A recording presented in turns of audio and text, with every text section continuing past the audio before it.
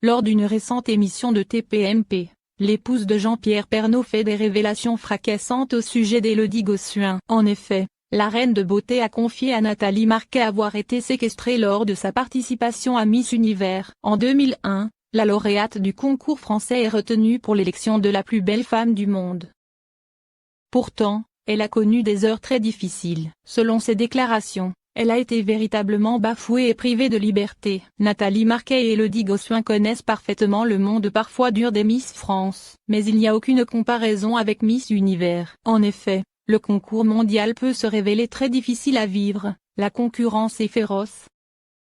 De plus, les enjeux y sont énormes. Dirigé comme une véritable entreprise, le concours Miss Univers est un réel business. D'ailleurs, le propriétaire de cette franchise n'est autre qu'un homme d'affaires très connu. Il s'agit tout simplement du milliardaire et 45e président des États-Unis, Donald Trump. À l'occasion de ce concours, Élodie Gossuin a eu la chance ou la malchance de le rencontrer.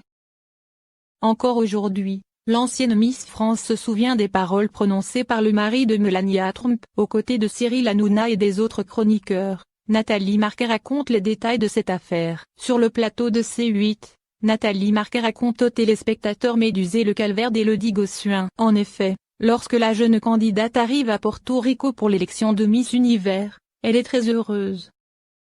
Pourtant, rapidement, les choses se dégradent. À peine arrivée sur place, j'ai été victime d'une petite rumeur fort sympathique concernant mon intimité. En effet, elle a été accusée de ne pas être une femme. Dans ses déclarations, Élodie Gossuin affirme qu'à ce moment-là, elle n'avait pas encore vu Donald Trump. Je ne l'ai pas rencontré au moment de la rumeur, mais ses assistants me demandaient de rentrer en France et de ne pas participer au concours. Ils voulaient me disqualifier.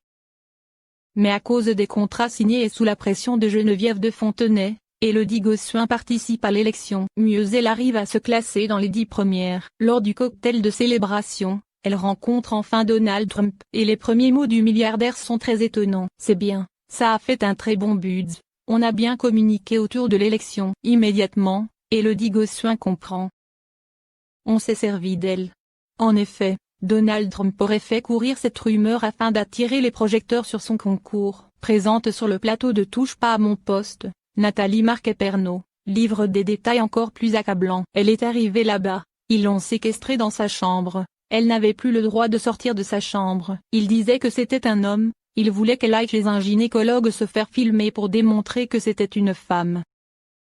Madame de Fontenay est venue à la rescousse. De toute évidence, Élodie Gossuin a été le dindon de cette triste farce. Fort heureusement pour elle, cette histoire ne l'a pas trop marquée, et elle a pu continuer son parcours en tentant d'oublier cette mésaventure totalement rocambolesque.